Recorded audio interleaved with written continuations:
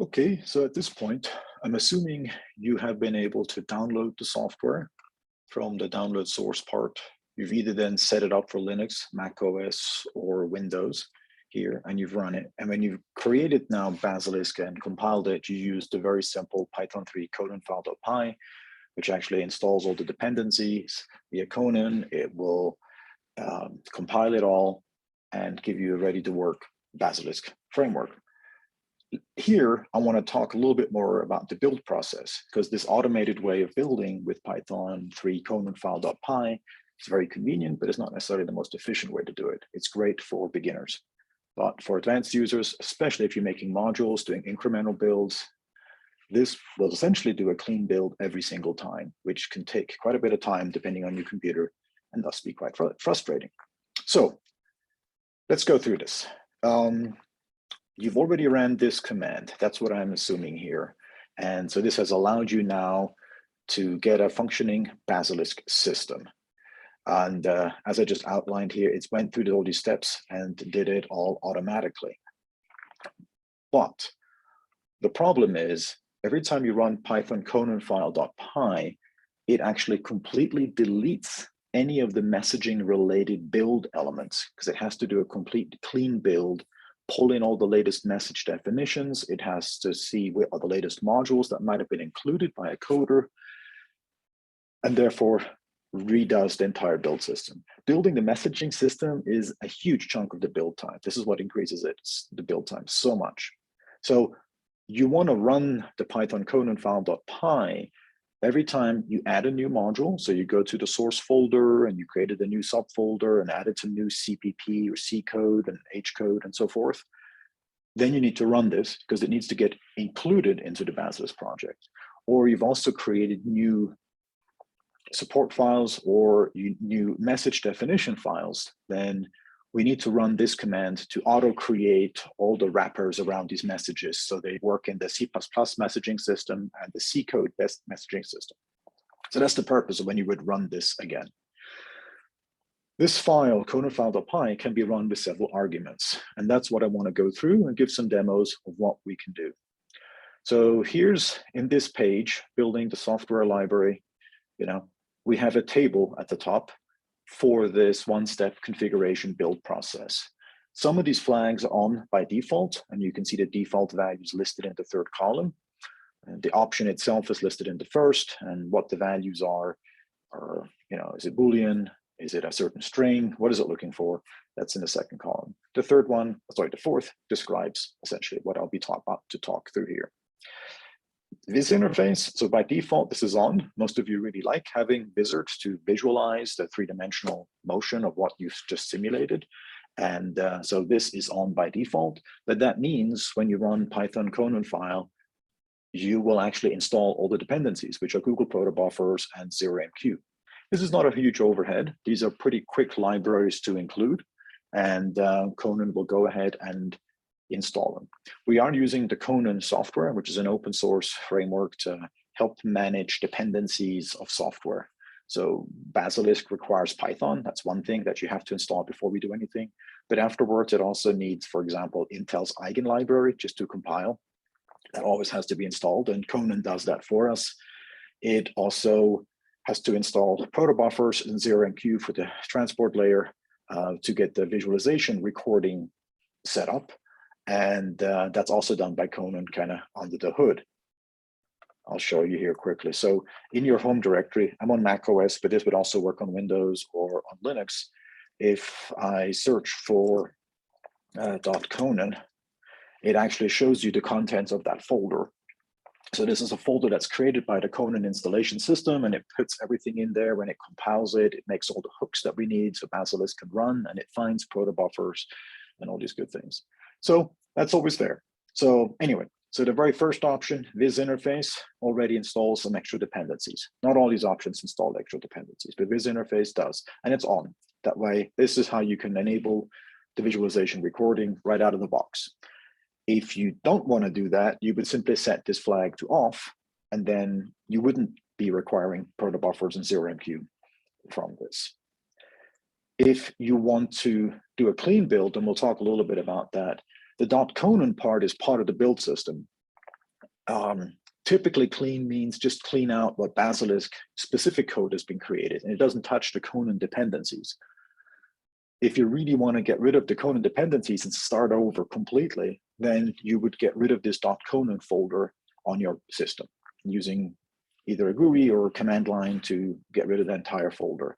Then you rerun Python conanfile that we have up here, and this would recreate automatically and reinstall these dependencies. Depending on what flags you have turned on, this can take a short amount of time or a longer amount of time, because that's why the first install takes longer, because it has to install and compile a lot of other extra dependencies. Once you have the dependencies installed and you do another Python conanfile, it typically just touches what's in the Basilisk folder, and that goes much quicker. So that's kind of the difference why the first is longer than the second. The first installs and compiles all the dependencies. So, okay, so we talked about doing a very clean build. If you just want to get rid of the .conan, it will reinstall all the latest dependencies. That's sometimes required. We've had some changes to .conan over the last 2 years. And so some of the build systems you might see in release notes or warning known issues, hey, this actually has touched Conan stuff. You're going to have to delete your .conan and then start anew fresh. That's what we're talking about. So, okay, let me go pass on. So this interface, easy. OpNav, this enables certain modules that require OpenCV. So these are not built by default because OpenCV is a pretty hefty library. This takes quite a bit of time to install, even on a fast computer. So we have it off by default. And if you want to enable it, you set this OpNav flag to true, and this will install OpenCV and a whole variety of dependencies with that. And yeah, 10, 20 minutes build time is not unusual with this. Again, it only has to do this one time to build OpenCV for your system inside the .conan folder, make it available to Basilisk.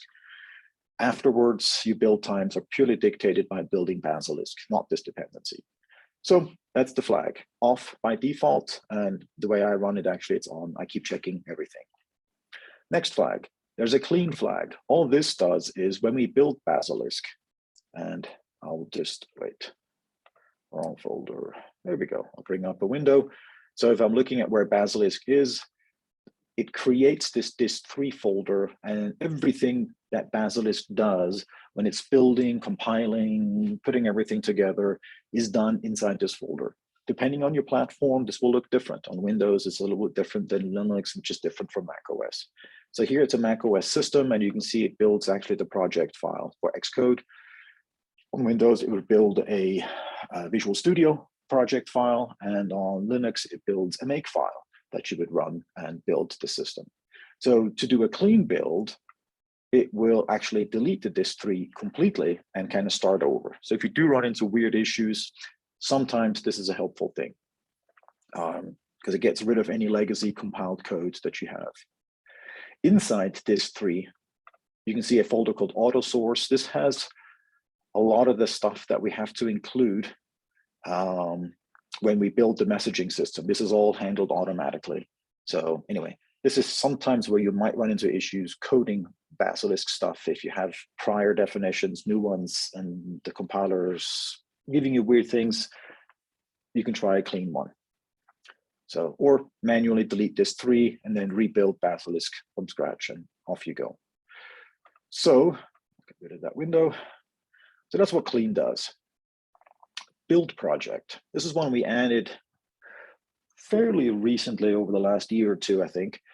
And it's true now. It didn't used to be true by default, but a common issue we found with people building Basilisk for the first time, they're reading through instructions and they found this Python conanfile, which would run, but basically what it was doing is configuring this dist3, made the Xcode Visual Studio makefile project documents, but it didn't actually compile. It just set everything up, and now you have to compile it. Now, when you notice and you run this, at the end, it'll actually tell you, great, you've made the project. Go into Xcode or Visual Studio and build the project. Or if you left in a default setting, this flag is on, it actually built it for you. Then it says, hey, everything's done. Go try out an example. Now, it's on because for newbies, this became a stumbling block where I was getting a lot of emails going, I think I've run everything, but I can't run your scenario basic orbit. example script. And this was often the issue, that they ran this one script, but they didn't actually build Basilisk. So now it builds by default. But be aware, as we discussed, if you're running Python conanfile, it rebuilds the messaging system every single time. And that takes a long time to compile. So if you just use this command to recompile Basilisk every single time you make a small change to code, you're going to drive yourself nuts, because this is going to take a long time to build every single time you make a small change. So it's good for newbies, it's good for beginners, but I'll show you my scripts, how I run this. I typically have this one turned off, because then I'd like to build in the IDE, in Xcode or Visual Studio, just run the make file explicitly, which is smart enough to see, that's what's changed. I need to compile just a certain module. So I would recommend, if you're doing a lot of builds, to turn this off and just build in your build environment on your platform.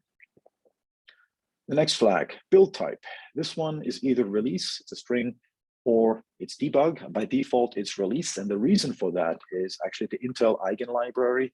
If you're running it in debug mode, it takes a lot longer to run at the runtime. Compile time might be longer in release mode, but the runtime is much, much slower, because it has to give Intel eigen libraries a huge set of H files, and it has to get access to every one of those definitions for the debug mode. And that's what slows it down. So by default, we do release, but you can also set it to debug. This will have an important distinction then when we actually compile the code, because we have to make sure we compile for the right type. So by default, it's release. And if you just ran this, it's actually built everything for release on the code. Generator, not sometimes used, especially on Windows. If you're using a newer version of Visual Studio, we're using the 2019 as a default string right now. If there's newer versions or other versions you want to run, you would change the generator string and for that platform. And then people have been able to get it run with different versions of Visual Studio, which is good. So that's a flag. You don't have to go into the conanfile.py file and change everything. There's a generator flag that you can use from the command line and just override the default and set it to what it needs to be. On macOS, typically we use Xcode, but I mean, I guess in theory you could use others. Auto key, that was not used much now. This one was, especially when we used to install Basilisk and run it just from the Python environment without using virtual environment. So then either when we installed packages, it was installed for the system for everybody to use, or for the user. And my preference was always the user. I don't want to mess with the system Python packages. It creates too many conflicts. So if we do auto installations, we wanted to have the option to always install, respond to those prompts, either for the user or for the system.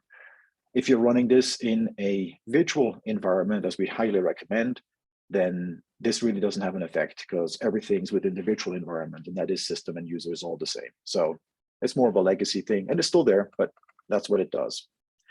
The last flag, all package options, I use that sometimes for my installs, because I always want to have all the optional packages also installed, not just the core packages. And so if see what optional, you can go to this link. There's other packages that you can install. So we made a flag. I'm probably the primary user who uses this to kind of just get an install that puts everything in there, so I can run it with all the bells and whistles. Good. So these are now the options that you have that you can run Python conanfile with. What does that actually look like? You can see here, we do Python 3, conanfile, then you list the options. They're always preceded by a hyphen that I'm highlighting here, and then the keyword such as clean. So clean would now get rid of my dist3 distribution and give me a nice clean Basilisk build. Then I have hyphen opnav. This one builds it with the opnav setting, so it's going to make sure OpenCV is installed, and if it's installed, then it will also compile all the OpenCV related Basilisk modules. In this example, I'm turning off this interface. Not sure why I would do that, but I'm just showing you could. And here I'm saying build project to true. Just, that's actually the default setting, but I'm just showing you what you could do. So there we go. What does that actually look like? If I go to a terminal here, first thing I'm going to do is I'm going to switch now to my Basilisk directory, and I'm going to turn on my virtual environment. And the way I do it actually, let me see, I'm going to go to, I show these commands. I've got aliases set up. And if you're working a lot, we do a lot from the command line. I highly recommend you look at ways to edit and, customize your work environment in these terminal windows. So here in my startup file that I need, the .cshrc or .profile or whatever you use on your platform, you can create aliases or something. This is something you can Google and figure out. And what I'm doing is BSK is an alias. It will change my directory to my home /repo/basilisk, where I've got basilisk stored, semicolon. This will concatenate 2 commands into 1 alias. And then I'm running source.vnb bin activate, which turns on my virtual environment, which is actually pretty cool. So if I just type in BSK, I'm inside my Basilisk folder and it has turned on my virtual environment. So that's kind of nice. To build it, I don't want to have to type out Python 3, conanfile, clean, opnav, build project, all this stuff every single time. I'm lazy. It's good to be lazy because it makes you efficient. So I have another alias that I'm showing here called bsk config. And this runs the conanfile. It adds the .clean. I do want to build with opnav settings turned on, and I want the build project set to be false. So if I do that now here, I can do bsk config. This will run. I've run this before. So if you look at the very top, it's checking Conan configuration done, running this, auto-generating draft modules. It's done that. Then it actually builds all the system. If I didn't have Conan already installed, if I deleted .conan, for example, you would see a lot at the beginning where it's installing protobuffers, 0MQ, and the Intel Eigenlibrary, and all the OpenCV related stuff. That would take quite a bit of time. The rest of it you can check through. So it's checking the Conan configuration. That was good. Now it's setting the generator to Xcode because it does this automatically. That's the default. And then a bunch of boilerplate stuff. You can scroll to the bottom and you can see it finished configuring. It hasn't built the project because we have the build project flag is set to false. And it says, please open the project file inside this tree with Xcode and build it because it knows what platform I'm on. I'm on a Mac OS. On Windows, it would say, hey, go use Visual Studio and open that project. Or on Linux, it would say, go run, go inside this tree and run this make file. So it kind of gives you nice directions. So here, I didn't want to build it. It's just configured everything. And this project is already loaded up into Xcode. When you load into Xcode, I just wanted to highlight, again, Visual Studio has its own nuances. And the make file is pretty straightforward. There you just go into that dist3 directory, run make. But in macOS, sometimes it doesn't load up with all build here. So just make sure that you're not just building for a particular module, but that you're building everything, the entire project. That's important. Then the next thing we said was we're going to go under project build for. We don't want to do command just B because that would do a debug on Xcode by default, and that's a problem. We want to build for release. So make sure you select profiling. And similarly on Visual Studio, make sure you build for release or profiling or whatever it's called there. Because that's what we had. I'm going to go back to the instructions, right? So by default, we're building for release. Why does this matter? Where all the Conan installed dependencies, it has to install either the release versions of this code, like the Google protobuffers and 0MQ, or the debug version. And if you try to build for debug and you've only installed release version of Google protobuffers, you're going to have all kinds of weird errors. So just be aware of that. If you want to switch from release to a debug, you have to rerun Python conanfile with this debug flag to make sure all that stuff is installed. Once you've installed it, you don't have to rerun this all the time. So if you've run Python conanfile with the debug and the release flags, one time each with either, then you have all the dependencies installed for release and debug, and you're good to go. And in your IDE, you can switch from release to debug without any issues. At least I believe so. So let's go back here. If I wanted to build this, I'm going to start it. It's going to take a little longer than I need, but it's now building all the dependencies. This will take on my computer, about 3 minutes, a little over 3 minutes. So we'll just go through that. So now it's building it for the entire system. So I like this two-step process because here it's doing a clean build. So it wouldn't make that much of a difference just doing it all from the command line. But when I change something in a file, and we'll see that a little bit, then do an incremental build, it will go much, much quicker. So there we go. So this is now building in the background, and we're all good. Anyway, so hopefully this gives you an overview of what to do with these build settings. I do recommend making aliases for all these command lines you have to type.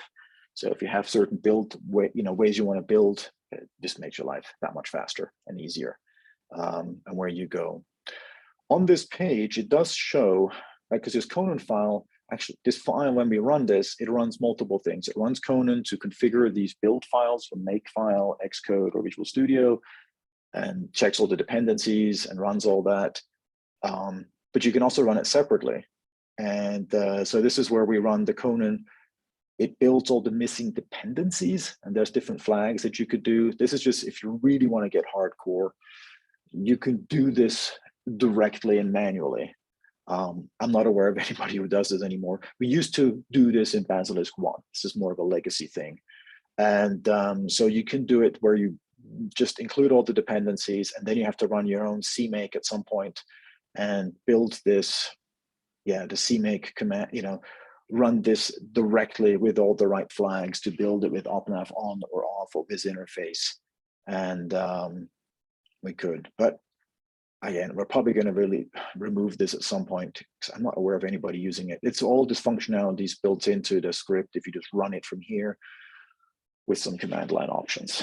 So that's kind of where we stand.